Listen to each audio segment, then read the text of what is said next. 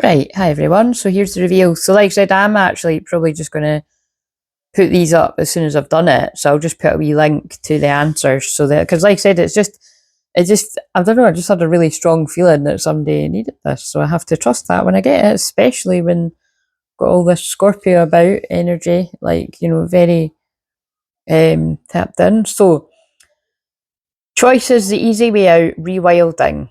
A common friend in the pet world is the house cat, and is one of the few domesticated animals that can turn feral at any moment and then back again, if it so chooses. That same dichotomy is present within this card. In the reading, the house cat asks us about the decisions we're making and whether they're in the alignment with what we truly want, believe, or need. As humans, we're prone to taking the path of least resistance, the comfortable, familiar path. But just because something is comfortable doesn't always mean it's good. It's time to get honest with yourself. Are you moving towards growth, towards your desires, towards your needs? Or are you staying sedentary and complacent because at least you know what to expect? Think of the feral nature of a cat think of the feral nature a cat never loses. There's a part of you that is also begging to be free, to be wild, to embrace the risk of trying something new. It's highly likely this is the truest version of yourself. Let that part out of the house. People often talk about the process of rewilding, but what does it mean? It is the process of dismantling all the expectations and pressures imposed upon us by society, by others, and very often by ourselves. Through rewilding, we return to our rawest, most natural selves. Who were you before they told you what to be? Now, I don't want to add too much onto these. I just want to make it quite quick because, like I said, otherwise I'm not getting on with the tidying up and decluttering that I'm really loving. Um, that's what happens when you get older, guys. For those of you that are a little bit younger, you get excited about doing the cleaning and the decluttering, and I'm not always in that mood, but when I'm in it, I have to embrace it because I've got my house tunes on, and I'm on a roll. I'm loving it. But yeah, basically, this really ties in beautifully with what I say all the time, but it's definitely what I said on some of the recent channelings about when there's an incongruence, like when there is something that's really out of sync with what you truly desire and what you're saying and putting across and the actions you're taking, you're completely and utterly creating confusion, but you're confusing the manifestation process. Like if you really want something, but you're acting and saying different things, it's like, I mean, this is a common one that I give all the time, and loads of other people will give these examples, but the one that always comes to mind is like if you go into a coffee shop and you're like, oh, I want a cappuccino with like sugar or something, and then you're like, oh, actually, I want a herbal tea. Oh, actually, I want a latte. Oh, actually, wait a minute, I'm not sure. I want a hot chocolate. It's like when deep down you really want uh you want the latte, but for some reason you're getting pulled here, there, and everyone. This like I usually explain it better, but whatever. Like I said, yeah, this is what it is. You know what I'm saying? It's like the person would be like, "What the fuck? Just make up your mind." Like, do you know what I mean? And so to me, that is like when you're out of alignment, like for whatever reason, people's expectations, your own fear. So it's basically what I talk about with the conscious mind and subconscious all the time. It's like two parts of you being at loggerheads. So the way that you might be like, well, how do I sort that? Again, get to a hypnotherapist that you trust. Hello, I am one of them. I'm also a shaman and a therapist and all these other different things. But the point is, when you can find somebody that will allow you to access your deeper parts of you, your soul and your mind and everything, and just really tap in, then you can actually ask your subconscious and your higher self, like, what's the problem here? Like, why am I doing this? And it will probably more than likely for a lot of people link back down to, it'll go to a childhood fear or trauma, or like a past life trauma, or it could even be something, in your early adulthood or something, or teenage years that has, caused some kind of upset that you're carrying in your energy field. So, there's loads of different things that could be happening there. But either way, get to the root cause of what is causing the self-sabotage. Okay, so like I said, I could add more to it, but I want to keep them short. So that's A. I'm going to pause this and get B. And you can pick more than one. Right, so if you picked B, oh, I started that right 5 minutes as well. Didn't even mean that. So again, 5 is big changes. So yeah, it's quite interesting. I've just been talking about the subconscious mind because this is actually the very last card in the deck, which always feels meaningful to me. So I feel you're at the end of an era or the last chapter in a part of your life before you move on to a brand new chapter. I'd actually say a brand new book, yeah, because it feels like the last chapter. So you're going on a brand new book. So whatever that means to each person. But this is called the Griffin and the Superconscious. The Griffin is a mythical creature processing, oh, not processing, but that could be relevant. You could be processing something, possessing the head, talons, and wings of an eagle. And also eagles associated with Scorpio energy too. And we're in the Scorpio full moon, we're building up to it. But the body of a lion, thanks to the fusing of these two powerful powerhouses, the griffin has often been used as a symbol of fierce power and impenetrable protection. While you'll never see one in real life, to see a griffin in your dreams is a compelling message from spirit. Thanks to the mythos of this being and the incredible height to which it soars, the griffin possesses incredible vantage point that reveals potent truths we can obtain only through spiritual enlightenment. So again, I'd say, I know from connecting through sessions, there's either a lot of actual you or your twin flames or people in your everyday life, but whoever it is for, there's a lot of you. This actually could be your 12th house full moon. So, you could be, I'd said that to a friend of mine recently, like you could actually be having huge epiphanies, massive spiritual awakening moments, or you could be dealing with a lot of fear, more than usual coming to the surface, which is great because then you can stop self-sabotage and get to it. But I'm just saying, if you could feel really quite out of sorts, like you could feel like you're cracking up too, because the 12th house is mental illness and stuff. It's mental health in general and being ill and burnout and stuff, but it's but it doesn't always need to be that. It can just be that you're more tired, or maybe you're actually not well, or you feel trapped. It's imprisonment to anything like this. So wherever you feel trapped in things, and but it's your deepest desires too. And because this full moon is in Scorpio, that is desire at the highest degree. It's like it's the 8th house. So that's why I always say the 7th house is a spiritual union, and the 8th house is the sexual union. So there's a lot of desire in there too. Right, so let's see. Where did I get to?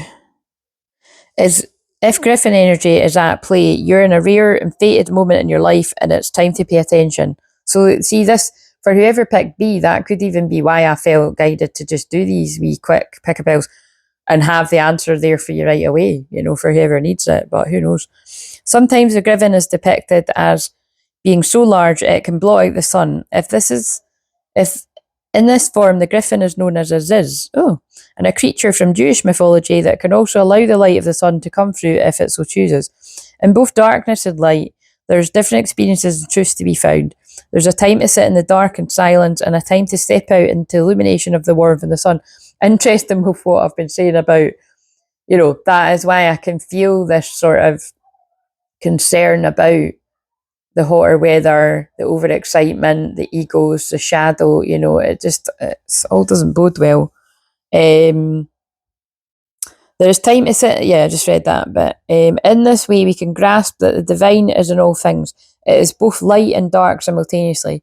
There's an appropriate time for both, and in this moment you must discern which you need. So again, that is really powerful, because that is just stressing what I said when I got you to pick the card. Whatever you're guided to do in your life, when today, or even when you find this much later on, but definitely if it's real time,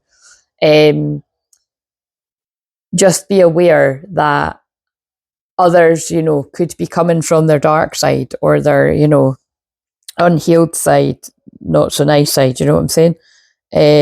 Keep your wits about you, use your discernment, spend time in meditation, or spend time in silence and hermit and stuff like that, that's really what I choose most of the time.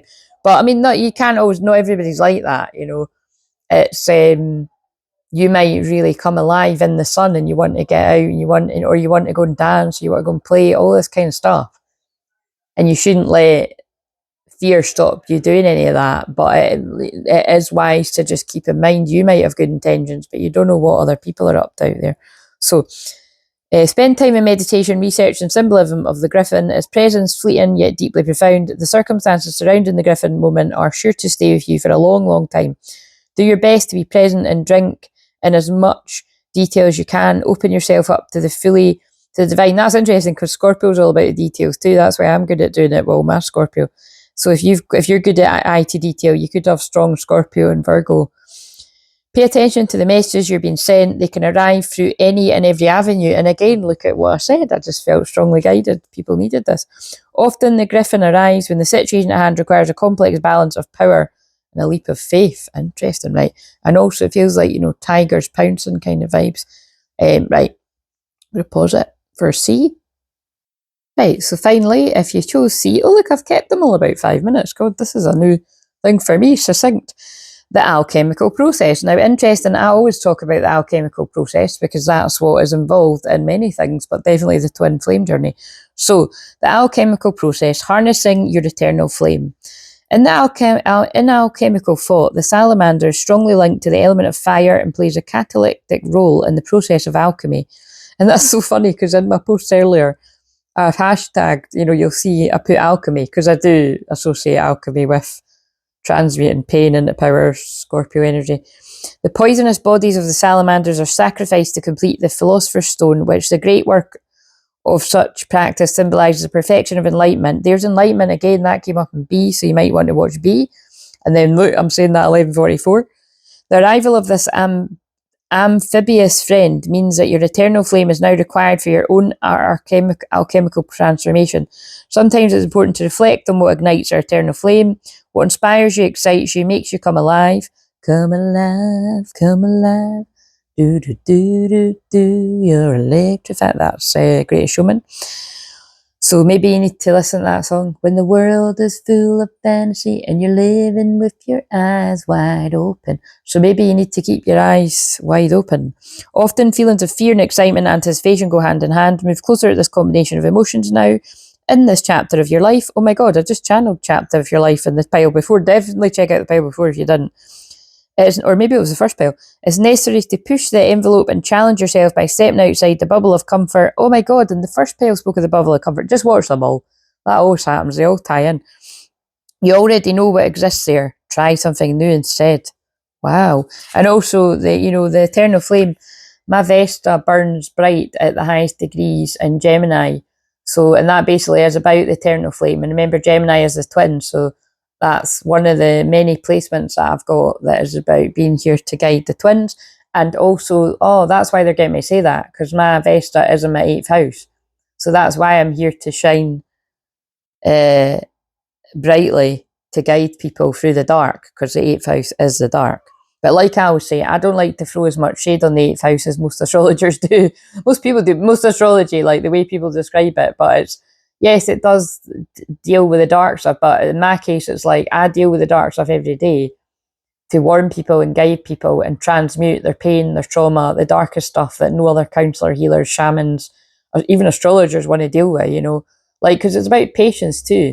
Anyone with strong Scorpio, if you're using it at the highest degrees, and I don't mean degrees in astrology, I mean at the highest point of it, is like being able to hold space and really deeply listen and, not try to fix it for someone either, like really hold that space for somebody and help them to transmute it, empowering themselves with the soul retrieval anyway, in the way that I do it. And not many people can do that. If you think about like, can you listen to really toxic, deep, dark stuff? Or, can you listen to stuff without triggering all your own stuff? It's not easy. I've spoken about that many times before, when I studied counselling, I saw that, like, there's people that ran out the room the minute you mentioned something like cancer or anything to do with like, that was just, I remember once there was someone else was telling a story about that, and it just so many, like the majority of people got really uncomfortable. And it's like, fuck's sake, if you can't listen to that in training, you're not exactly going to be a very good counsellor if you can't listen to that with your client, you know what I mean? So anyway, don't know how that's coming into it, but right, anyway, I'm going to call it a day, so maybe you need to call it a day with someone too, I don't know. But Scorpio is endings. If you'd like to book a personal session, I can do 15 minutes, look, this is ending at 15 minutes too. I can do me 15-minute check-ins for you, or 30-minute, or an hour, or 90-minute, or live Zooms, which people seem to prefer by a long shot. But I do love doing unlisted. And for the people that were gifted the unlisted recently for taking part in the challenge, which now seems like forever ago, I will be doing them next week. Some of you might get them the week after, so just be patient. It'll all be divine timing. But yeah, see you later. And like I said, enjoy your weekend. But I hope that whoever needed this got it. And yeah, you can always let me know below. You don't need to let me know the juicy details, but please like the video, share it with anyone else that you might feel it'll speak to. And yeah, see you later.